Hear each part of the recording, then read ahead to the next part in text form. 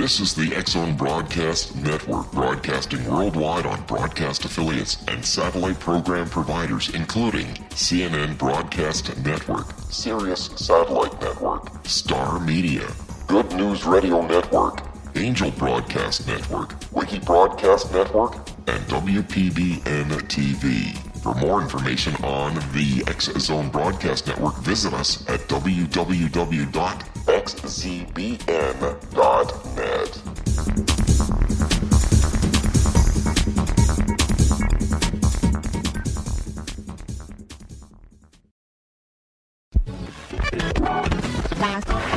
All Hit Radio.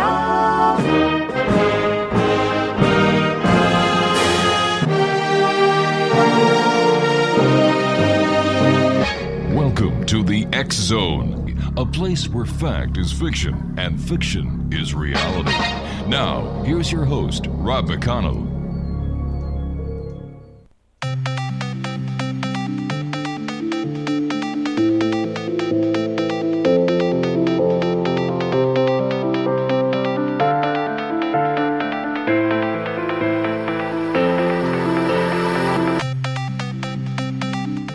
And welcome back, everyone. This is the X-Zone. I am Rob McConnell. We're coming to you from our broadcast center in Hamilton, Ontario, Canada, on the X-Zone Broadcast Network and our growing family of broadcast affiliates right around the world, as well as the many satellite programming providers that we are on these days.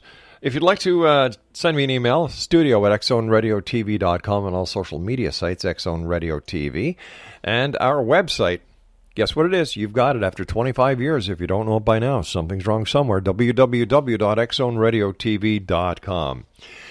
I've got to tell you something, X-Zone Nation. I've heard about this, the clown syndrome, the clown sightings. And I figured, what is all this about? But then a good friend of mine in Niagara Falls who works at the Niagara Falls Review said, hey, Rob, why don't you check out one of the stories we're running today?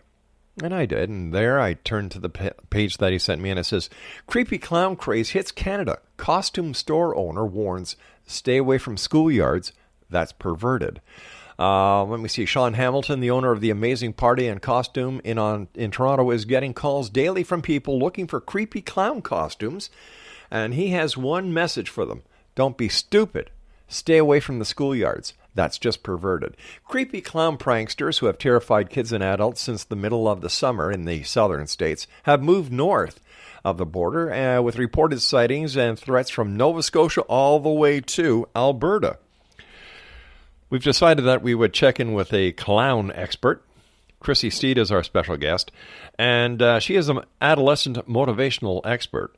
And the question to CHRISSY is, how real is America's creepy clown phenomenon? CHRISSY, welcome to the show. Thank you for having me. So how... in that respect, I mean, it's crazy what's going on right now with this clown phenomenon.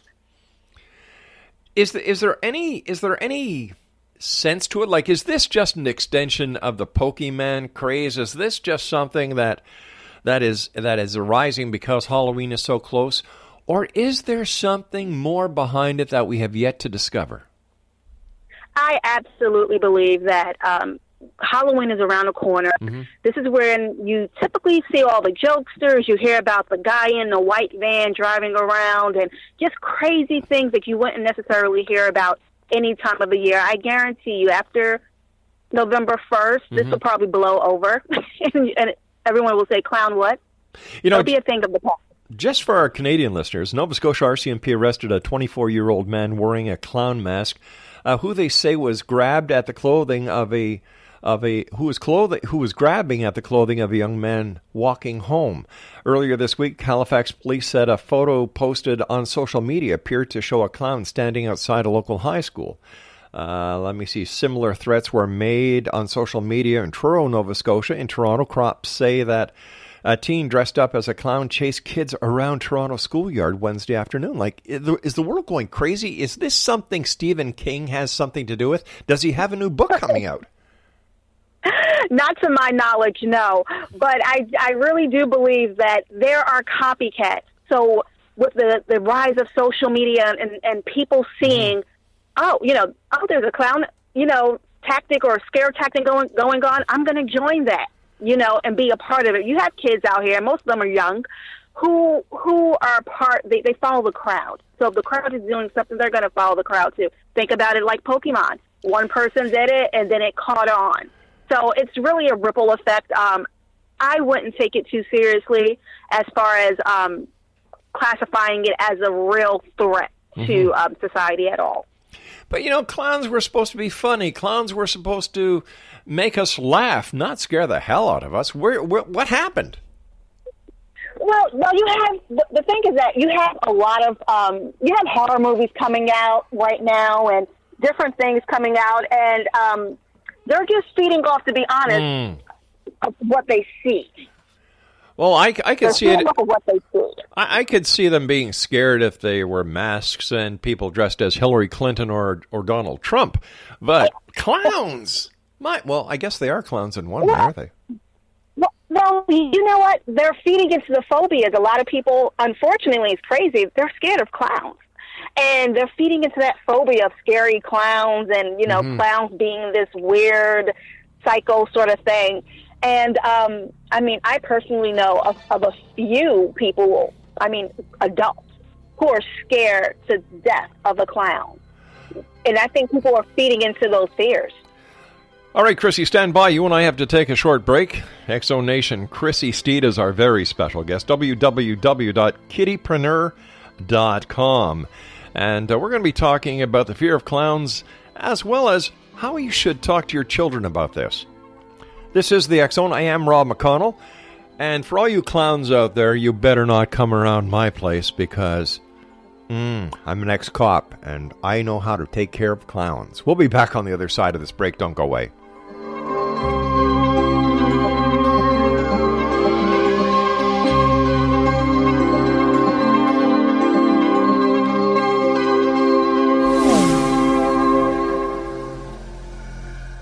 This is Kevin Randall. For nearly 30 years, I have been investigating the case of the Roswell UFO. I have interviewed hundreds of people and stood on the crash site. Now in Roswell in the 21st century, I have reviewed dozens of hours of audio and videotaped interviews, examined hundreds of files that relate to the crash, and have returned to Roswell in an attempt to put all that information into the proper perspective. For the first time in Roswell in the 21st century, I have made a dispassionate reevaluation of all that material and provide a new look at what happened. This is a book that clears away all the clutter that has hidden the truth for so long, strips away the various lies that surround the case, exposes the Air Force attempts at cover-up, and found a core of solid information that tells us all where the case stands today. Roswell in the 21st century will be available in just a few weeks. For more information, please visit my website at www.kevinrandall.blogspot.com.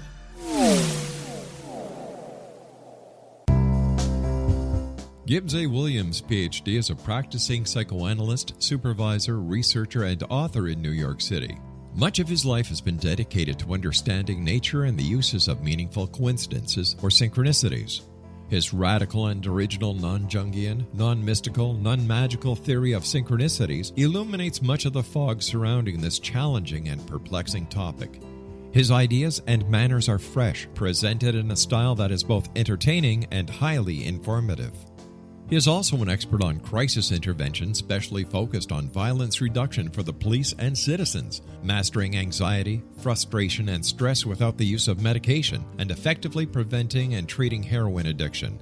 Dr. Williams can be contacted at his email address at gwwilliamsny11@aol.com or visit his website at www.drgibbswilliams.com.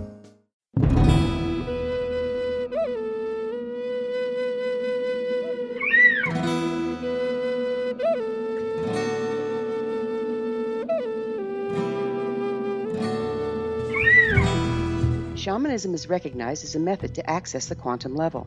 Mastery of shamanic skills puts spiritual information and healing power into your hands.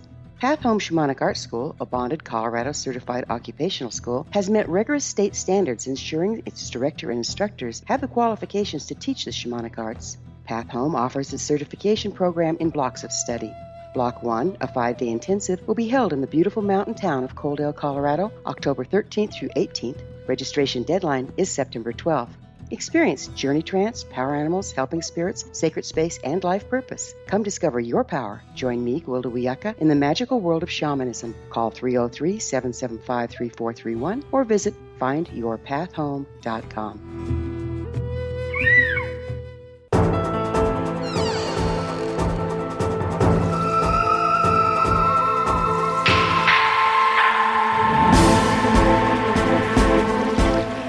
Welcome back, everyone.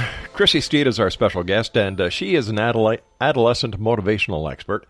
And the abundance of news stories and the holy grail of analytics, Google Trends, will tell you that the phenomenon is spreading when it comes to the fear of clowns, whether or not it is based in fact. The number of people searching for clown sightings on Google has spiked in the past several weeks, from no searches in late August to dozens each day by the start of October. Police have strengthened security at schools for anonymous clown-related threats, and officers have also issued updates on department Facebooks asking residents to stop sending in tips about clowns. The image of a creepy clown taps into the people's fears and is posing a real problem within the younger community. So how do we talk to our kids and keep them safe? My guest this hour, CHRISSY STEED, uses her book, The Kiddipreneur in You, to explain adolescent mind and how things like scary clowns can really work on their conscience. So, CHRISSY, how do we take it from here? Now, I think you and I both agree that social media is just playing into the fear factor when it comes to the clowns. But kids, young kids, don't understand what is going on. So how do we talk to our kids? Well, I think the first thing that parents need to understand and do is that don't instill the fear of clowns into your children. That's not the fear, and that's not the way to go. I have an 8-year-old, and the way I speak to her about it, because she is asking, she's like, Mom, are all clowns bad, and why are they doing this? And I'm like, no, all clowns aren't bad, but this is what you need to do. You treat a clown like you treat a stranger. So the same thing, don't go up to strangers. Don't speak to people that you don't know. If there's someone that looks suspicious or you feel like you're in danger, reach out to a trusted adult. Go to someone else. So pretty much the tone is the same as far as, the stranger danger kind of concept. But I wouldn't pinpoint it specifically to clowns. Then it instills this fear. So when they go to circuses, it's automatically, this clown is bad. I can't go near it.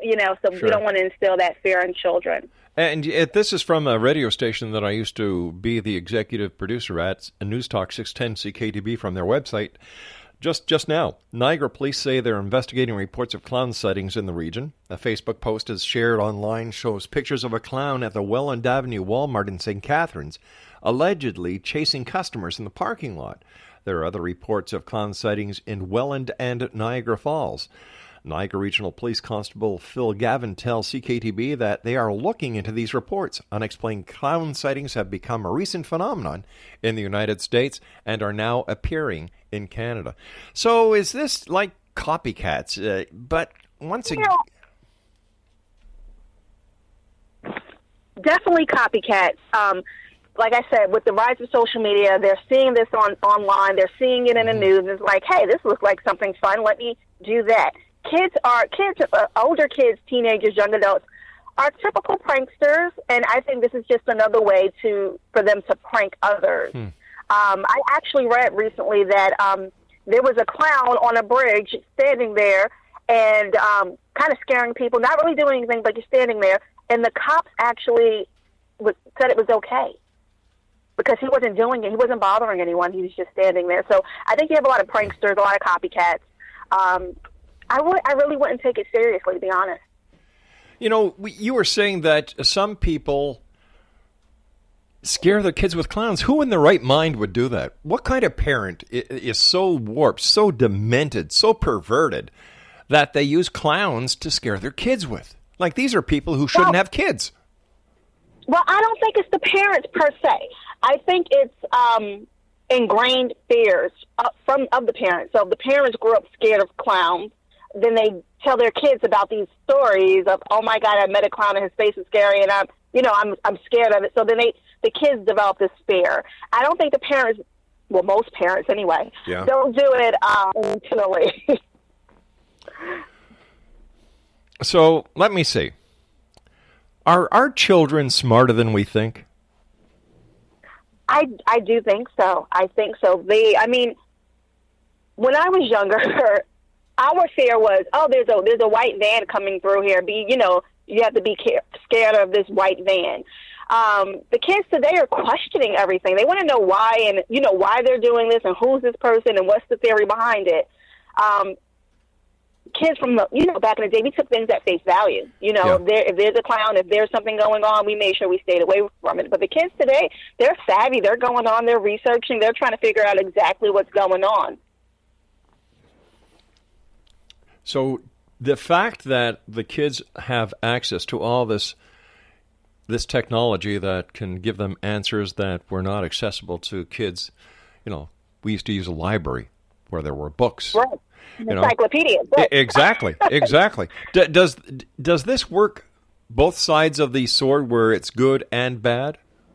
Right. It definitely is because they do have access to social media, different outlets and the news and everything like that. They are becoming more aware. They know more. They're exposed to more compared to when we were younger, when we had encyclopedias, and if you didn't watch it on the news, you probably didn't hear about it. But they're on social media. They hear their friends talking about it. They're going to school, and their friends are saying, "Hey, have you seen it on Instagram?" So it's a positive and it's a negative, because not only are they exposed to more things that are potentially dangerous or not cool, but they also can grasp information and kind of figure out what's real and what's not, and form an educated opinion. So how do we protect our children and their brilliant minds from something like this, the clown scare, the fear of clowns, and whatever else social media might engage the less intelligent into doing? Well, I really believe it's up to the parents to educate their children. Parents have to be savvy as well. They need to know what social media sites are available, what their kids are being exposed to. They need to be supervised when they're online so they know exactly what's going on and how to limit their exposure to such things. So I definitely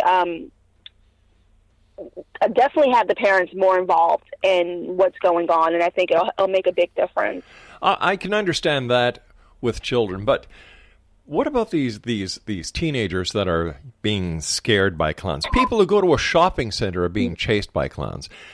This does not seem to me to be a person who is in their right frame of mind.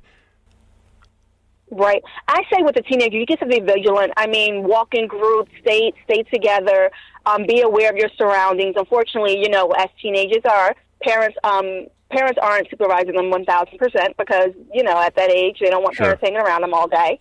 But I would say definitely travel in packs, be mindful, try to stay in well-lit areas, notify the police if something is not right.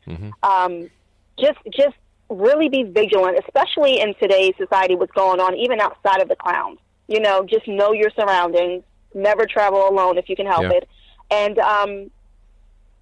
if you see authority, try to stay around positivity and things of that nature. Yeah, it's just like the old adage when dealing with strange areas where terrorism is supposed to be. For example, in the airports, if you see something strange, report it. If you see a bag, report it. It's common sense. But it also seems it's common sense not for people to dress up in clown outfits. So, I've got to tell you something, Chrissy. As an ex-cop, I find this very, very unsettling that we have adults and teenagers who are going in and dressing up as a clown and then scaring people, chasing people, grabbing people, which is assault. Right. Now, it's weird because mental illness is on the rise. So what we see as, oh my God, that's out of the norm. That's not how you act in society. You shouldn't be doing these things. You have individuals with mental illnesses who don't see any issue or any problems with what they're doing. They actually think it's thrilling for them. They get some sort of excitement out of it, which is scary. because they're not really understanding the ramifications of what they're doing. Well, you know what? This has sparked so many calls into our newsroom here at the Canadian News Network that the people on the other side of the building at the Canadian News Network, they're actually right now building a website. And Craig, what's the website? clownsightings.org. Oh. And what they're doing is they're going to be putting in the places where clown sightings are, what to do. And if it's okay with you, Chrissy, I'd like to put a link to your website and to you on that site. Absolutely. Okay, Absolutely. Great. Once again, if you're not part of the solution, you're part of the problem, right? And you, my dear, from what I've read, are part of the solution. And you're to be commended for that. Thank you. All right, tell me, we've got about 3 minutes before I have to take my next break. Tell me a little bit about Kittypreneur. Well, the Kittypreneur brand is a company which I founded. It teaches young children and youth. This is a positive. It'll keep them out of trouble and possibly keep them away from all the clown nonsense going on at the moment. But we teach children entrepreneurship skills. They learn to open their own businesses, start their own businesses, and become productive individuals in today's society. We're actually looking for independent business owners, schools, teachers, to actually adopt the curriculum, then implement it within their districts, and this is nationwide. Wow! And hopefully, if we can get the kids focused on things that are more positive, it'll keep them away from the negativity and following the crowd. We want them to be leaders and thoughtful people of society. Has anybody contacted you about opening up, working with you on a clown school? No, not yet. But, I mean, that can be a possibility. I mean, if they're that interested in clowns, then maybe we can create something around it in a positive way. You see, that's what I love. I love people who look for solutions, who say, there's enough problems out there. Let's use what we have, take a lemon and turn it into lemonade. And I think that you are doing that, and hats off to you, Chrissy. Thank you. So let me see. You're also a motivational expert, an adolescent motivational expert. Yeah. How do you motivate adolescents? Because, I'm a dad. My wife and I have 6 growing children now, but I remember the adolescent years. Lay on the couch, eat bonbons. I used to call it the Peggy Bundy syndrome. That's it. Peggy Bundy, yes. The lawn needs to be cut. Yeah, later, Dad. That was 3 weeks ago, son. The lawn. Yeah, Dad, come on. It's summer holidays. I worked all year in school. Yeah, you got an F. I can really see how much you worked in school, kid. So, how do we motivate the kids of today? Well, I think you have to give them choices. They do not, and what I've noticed, they do not operate well under dictatorship. So go mow the lawn, go wash dishes, go do that. It doesn't work today. Hell, it worked with me. The concept, huh? I said it worked with me. It did with me as well. Yeah. It was, if my dad and mom said, get up and do something, I got up in 2 seconds. Uh-huh. And everything was done. Wash the dishes, clean this. I did it with no issue. But today's children are more challenging. They're more advanced and they're more mature for the most part than we were as kids.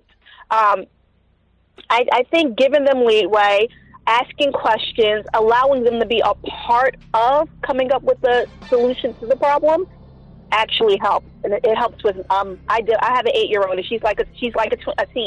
She has her own opinions and she has her own business as well. Just her thing, she likes the leadership skills. All right, so you and I have to take their children. You and I have to take a brief break. We'll be right back. Exo Nation, CHRISSY STEED is our special guest. www.kittypreneur.com. I'll be back. Don't go away.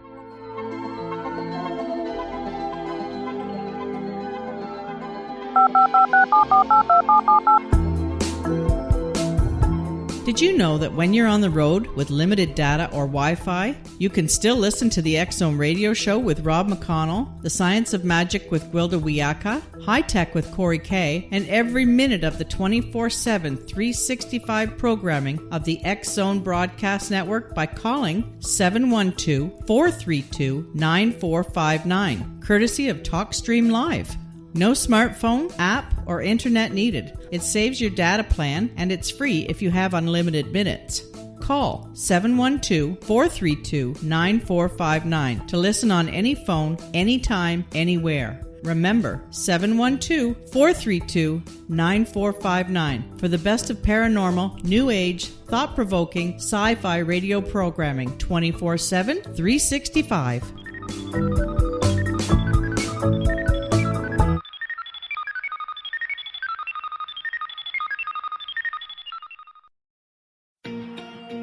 Wouldn't you love to know the secret to everything?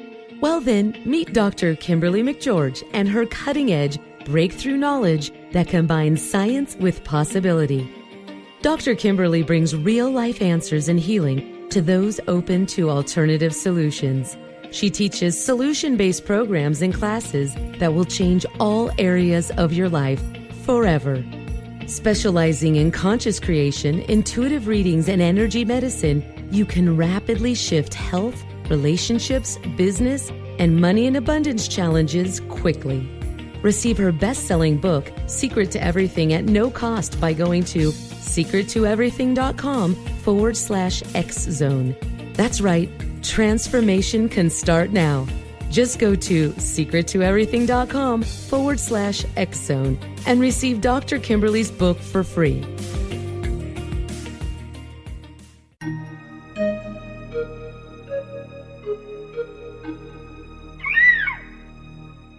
While science pursues fact, magic accesses the quantum level, bridging random facts to form truth. As long as science and magic remain separate and polarized, the truth cannot be known. I'm Gwilda Wiyaka. Join me on the Science of Magic radio program, dedicated to unification and evolution of consciousness. During each episode, I'll be speaking with experienced and respected scientists and mystics. From astrologers to astronomers, from medical doctors to shaman, the scientific method to dowsing and intuition, we'll weave together information from seemingly divergent practices to promote unity and enlightenment. Join me, Gwilda Wiyaka, and the Science of Magic right here on the Mutual Broadcast Network. For more information, visit www.thescienceofmagic.net.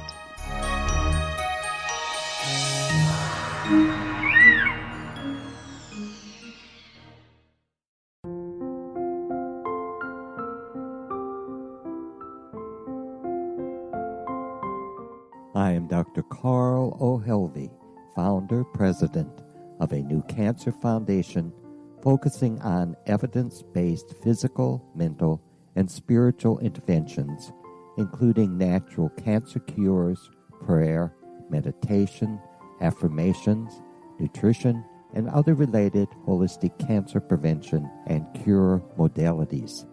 These are used in cancer education, research, and financing care. I ask for your help to continue this important work by donating at www.holisticcancerfoundation.com.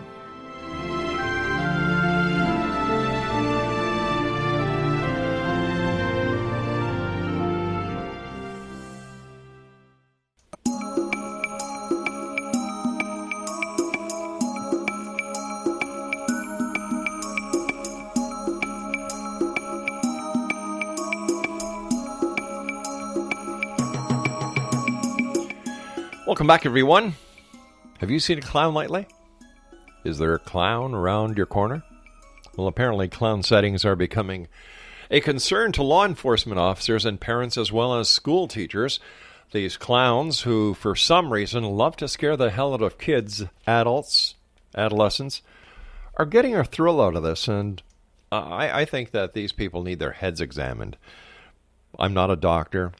I'm just a guy who takes a look at life and says, hey, if you've got to dress up as a clown to get your thrills, you need to go see a doctor. And I'm not talking about a doctor who will look at your foot. I'm talking about a doctor who will look at your head. Mind you, if you dress up like a clown and like to scare people, I think your head and your foot, as well as another part of your body, are totally interchangeable. CHRISSY STEED is our guest, and she uses her book, Kittypreneur in You, to explain the adolescent mind, to explain the adolescent mind and how things like scary clowns can really work on their conscience. I remember kids, when I was a kid, being afraid of Santa Claus. Have you ever heard of that? Really? Yeah. Oh, no. Oh. I love Santa. He was the coolest guy ever. He still is. He still is, Chrissy. He comes every 24th of December. And, man, I'm going to tell you something, Chrissy. You wake up Christmas morning, there's going to be gifts there for you. Tons of them. He's the best guy ever. Yeah. You know, does the social aspect of the influx of different religions and different philosophies and different ways of being in society because of the open door influx of immigration, does this play into the part that you're seeing when it comes to having to work with children? No, absolutely not. It has nothing to do with their background or what's going on in their demographics. Not at all. All right. So how would you, as a motivational expert when it comes to adolescence, motivate kids? How do you do that, Chrissy? I'm sure there are people listening right now. They've pulled over on the side of the road and they're saying, "Oh, this I've got to hear." Well, number one, don't become a dictator. Teens do not respond to dictatorship sort of task and request. Let them be a leader. Let them be the choosers. Give them choices. Let them decide for themselves. And if they make the wrong decision, it's okay, because you can use it as a learning experience for them. It's okay. I mean, you have to think about it. When we were teenagers, we didn't like to be told exactly what to do. We like to kind of make our own decisions as long as it's not anything that's extremely harmful. Let them make their own decision and then just sit there and watch them fall. It's okay for them to fall. They need to fall in order to realize that what Mommy and Daddy said was actually accurate. Yeah, you and I come from the same school when we were kids. You know, Mom would say jump, and you'd say how high, how far, and when can I land? But exactly. today it's like, take a chill. I'm busy right now. Right. You have to motivate them. You have to make them see the importance of what needs to be done. I mean, my daughter's 8 years old, and she has a sneaker line. And it's something that I didn't have to force her to do. It was something that she saw as a benefit to herself. You know, hey, I can make my own money. Okay, I'm going to start my own sneaker line at 8 years old. They need to see the benefit of what they're doing. If you ask the kids today to go mow a lawn, they're not really benefiting from that. So they're going to be a little more rebellious. But if you say, hey, start your own business. Can you do this? How about you start a business mowing lawns and making your own money? And then it puts things into a different perspective. And that's what the Kiddipreneur brand is all about. But kids making their own money, do they pay into the house at that time? Because Mom and Dad are still shilling up the money for the food, for the insurance, for the rent, for the clothes. Well, how do you turn this? It depends on the age. Like, for instance, my daughter's 8 years old. She would not be paying into the rent, but it's a great opportunity to teach them about savings. And if they want special, for instance, for her, special toys or gadgets, it's a great way for her to start saving and say, okay, if I want this special item, maybe I can use some of the money that I made from my venture to support what I want, as well as teaching them about giving back to the community. My daughter wants to give back to schools across the country that are underprivileged, and give out shoes and that sort of thing. So it really opens up their mind. I mean, as parents, we have to think outside the box. Our children are way more advanced than they were when we were younger, and they're ready to explore, more adult sort of roles. Mm-hmm. Being a CEO at a young age is a great thing. But are we not giving them the wrong message that, geez, it's nice that you're a kid. It's nice that you're an adolescent. It's nice that, you're a little more advanced than we were when we were kids, but you still have to have respect. You still have obligations that you do. You still have your chores that have to be done. You're not going to get a free pass. Absolutely. Now, with becoming a boss, you're not going to neglect your household duties in respecting adult authority. That's not the way to go at all. Okay, you're mowing the lawn, you have a little business, okay, but that's not respect. It has nothing to do with respect. That's a separate category. Respect is something that should be ingrained into the child. I mean, whether you're 8 years old or whether you're 50, respect is respect, and doing the right thing is something that should be done regardless of age. So what kind of businesses can a young person get into? For example, your daughter, what is her business? So my daughter's 8 years old. Mm-hmm. Her first business was actually when she was 3 years old, and she started a tutu line. She saw me doing things, and she started grasping the concept. But then at 8, she's like, hey, Mom, I don't want to do tutus no more. I'm too big for that. So now she's doing she has her own sneaker line. So she designs her sneakers, and then we get them manufactured, we get them outsourced. And it's funny because she just met with QVC to pitch her product to QVC, and then hopefully to some retailers throughout the United States. So she's the designer of her own footwear brand. Wow. At the age of 8. She's 8 years old with her own footwear brand. Good for her. What are some of the... you know, I just encourage parents to, you know, to motivate their children if it's something that they're into. What other kind of businesses have you helped children or teens get into? You have T-shirt lines. You have children who actually collected tons of books throughout their childhood, and now they have their own bookstore. So they would go to fairs and different outlets, and they would sell their books there. Of course, you have the cliched lemonade stands, and you have children who are authors. You have children who are they're producing their own movies. I mean, the sky's the limit. I mean, once you take off that cap, their imagination is, I mean, just like the clowns in their imagination, but if we can steer them the right way, their imaginations run wild. And if we can support them at a young age, I mean, you'll have a whole bunch of new Bill Gates and all kind of great people out here. All right, that's the pro side. What are the drawbacks? The drawbacks is, let's see, well, they're still kids. My daughter still plays in the park. She does a lot of other things. She's in activities and everything. The only drawback is if you want to make sure that your kid stays balanced. I mean, some parents may actually take it overboard and see it as a money maker for them, and it should not be. It should be a way for the child to understand, you know, investing and getting, you know, saving their money if they're going to college afterwards and whatnot. But the most important thing is that the child stays balanced. I mean, some parents may actually have their kids consumed in the business, and that's not what we want. We want them to have a passion, to allow their passion to make them money, but still be able to have fun. So we want that balance across the board. Yeah, where do you draw that balance? Where is the balance? Because you get some kids, you know, they make a little bit of money, and boy, oh boy, they just focus in on the money, the aspect of making money. Home, friends, church, whatever else is put to a side because they have been bitten by the money bug. And other kids, you know, they'll get the money and they'll say, I made a few bucks today. I'll go out buy a pair of jeans, or I'll buy a new set of, you know, running shoes, or whatever the case may be. And they'll be satisfied. So how do you draw that line of sensibility since they are adolescents? It's really up to the parents. I mean, the parents have to set the tone. If you go in saying, all I want to do is make money, and then that's gonna be their mindset. But if you go in there with a bigger picture, okay, you know, we're going to learn about saving. We're going to learn about speaking to other people. We're going to learn about negotiating deals. We're going to learn. So if you make it more of a learning process, and when the money the money that comes in is a bonus.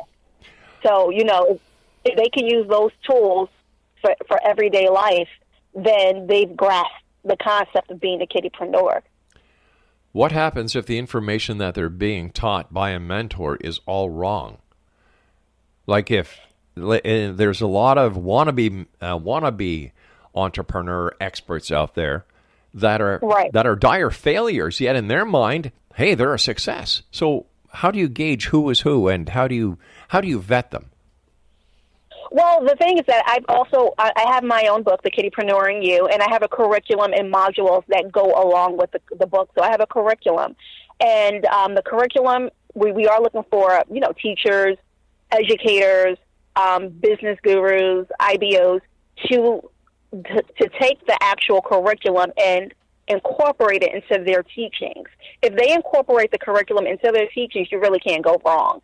It's when you start to go on tangents and move away from the curriculum and add your own into it, is when we deal with a lot of problems. And so far, we haven't had any.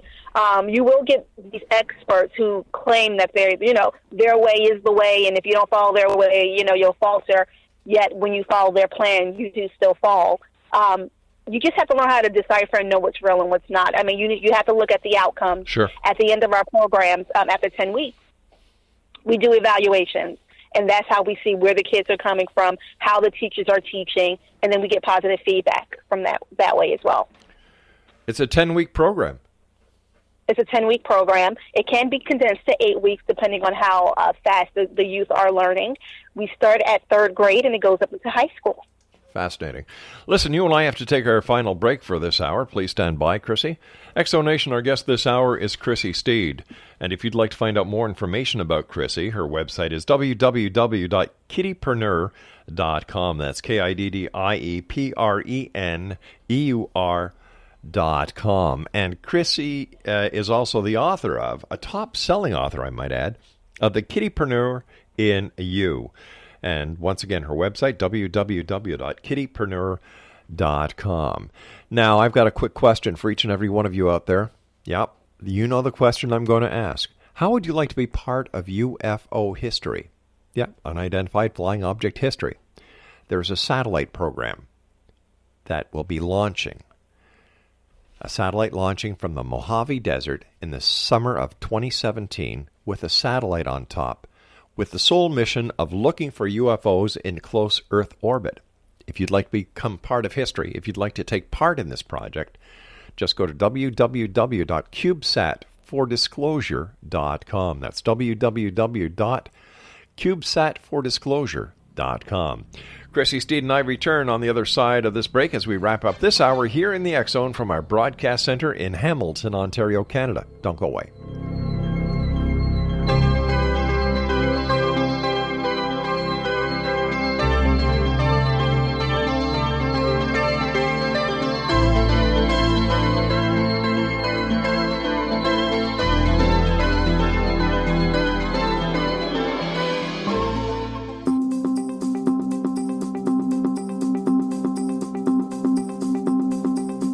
As host of Dialogue with Divinity, I am thrilled to join the X Zone Broadcast Network and their growing number of affiliates. My quest for a connection to the divine ignited my successful career path as an international spiritual counselor for over 40 years, an author of 4 books, and well-known metaphysical educator. My clients call me their spiritual mama. So my job is to offer you a radio show to help you grow spiritually with wisdom and get specific tools from guests who are experts in their field. Tune in to Dialogue with Divinity and be part of the conversation with Spirit. My goal, your happy soul. For more information, please visit my website at johannacarroll.com.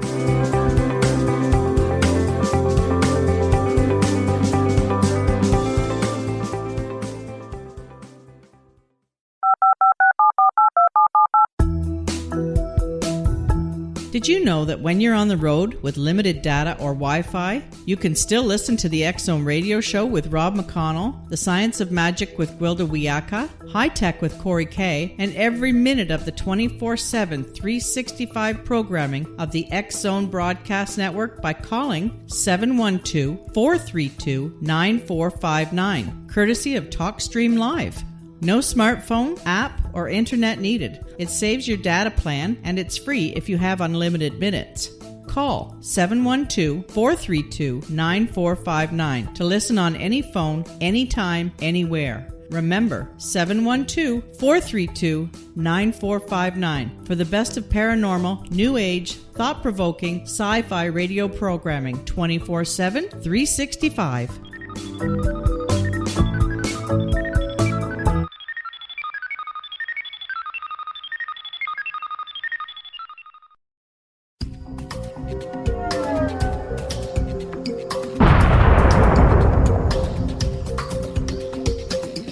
Coming soon to the X Zone Broadcast Network is A Different Perspective with me, Kevin Randall, as your host. We'll be taking a close look at what is happening in the world of UFOs today with side trips into the paranormal. Guests will range from those who are household names to those who have a different perspective on a variety of topics. No topic will be taboo, but there will be tough questions asked as we all search for the truth about UFOs, the paranormal, and those things that excite us. Sometimes we'll agree with a guest and sometimes we won't, but we'll try to keep the program topical. For those of you who would like to read, be sure to visit www.kevinrandle.blogspot.com and remember to listen to the other fine programs on the X Zone Broadcast Network at www.xzbn.net.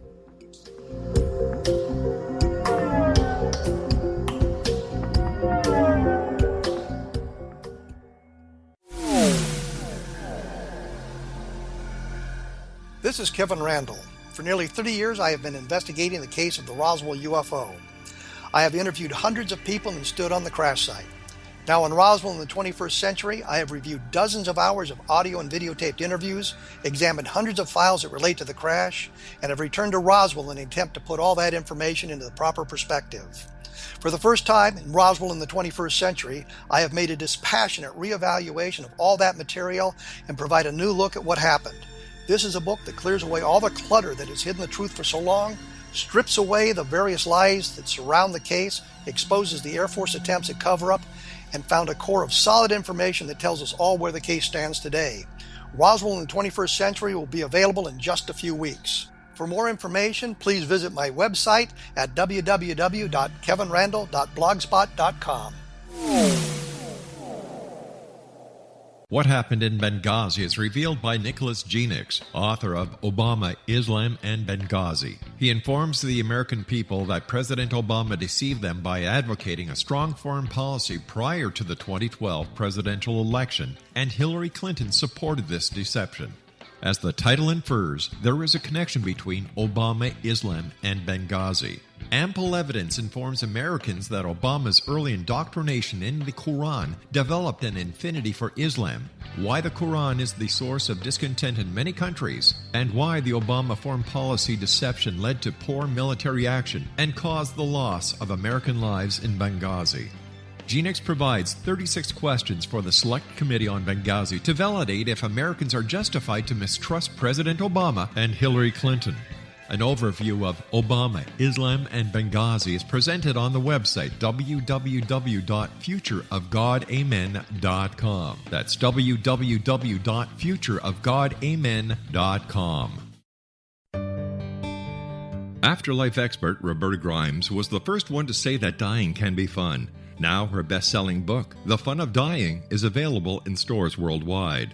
So if you wonder whether death ends life, how it feels to die, or what heaven might be like, The Fun of Dying was written for you. And if you have always been afraid of death, or if you worry that your life has no meaning, let The Fun of Dying ease your fears and bring new meaning to your life.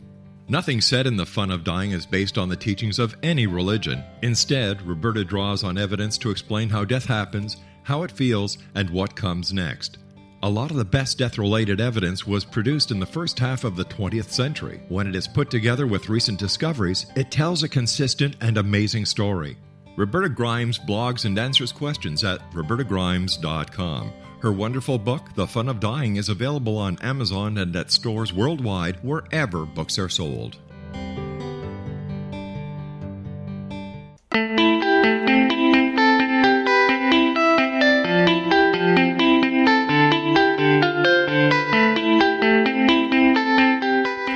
Welcome back, everyone. CHRISSY STEED is our very special guest, and I've got to tell you something, CHRISSY. I've been doing this show for 25 years, and you are one of the people that we've had the opportunity of having on the show for 25 years who, in my opinion, are making a great difference in the lives of many, many, many children, and my hat is off to you. Thank you so much. Your project, is it available only in the United States, or are you looking to expand? And if so, how could somebody become involved? We are definitely looking to expand to other countries. Right now, we are based in the United States, but we are looking to expand. And if some people are interested in becoming IBOs, teachers, interested in adapting and taking on this curriculum in their schools, community programs, nonprofit organizations, and pretty much any youth organization, they can email info@just4uexpo.com, or they can visit our website, www.kittypreneur.com.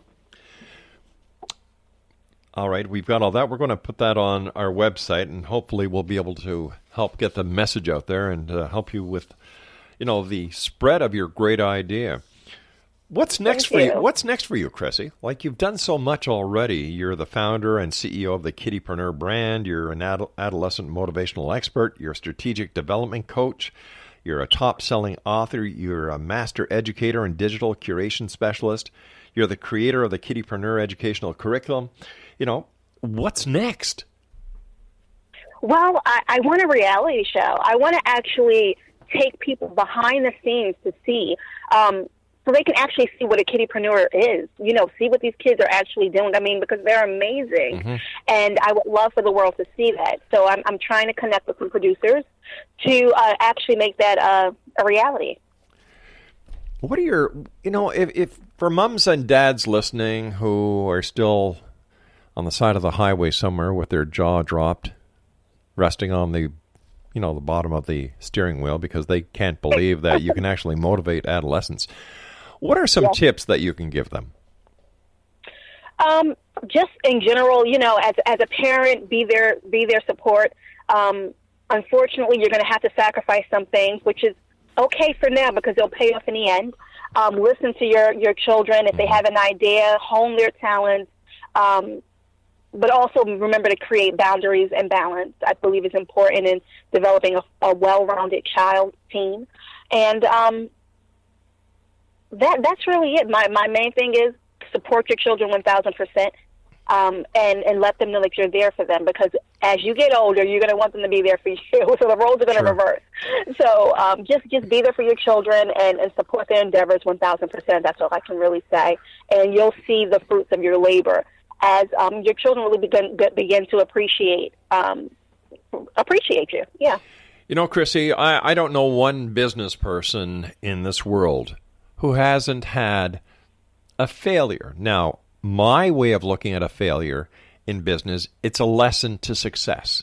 How do you tell a child? How do you tell that to a child who has put his heart or her heart and soul into their little business, and something just sends them off their little world? It's a disaster. And well, you know how kids are. How do you tell them that this is part of success? Well, I believe before you even begin to teach the concept of entrepreneurship, you must let them know that you failed. Because most entrepreneurs have failed. I failed, sure. In the beginning. Yep. Let them know that failure is okay. It's not, you failed is not a bad thing. No, because a failure... If you teach them that up front, let them know that it's okay to fail, it's not a bad thing, then you'll see them kind of bounce back quicker. Maybe we should take the word fail out of the equation and use the word lesson. Right. Yeah. Failure is not an option.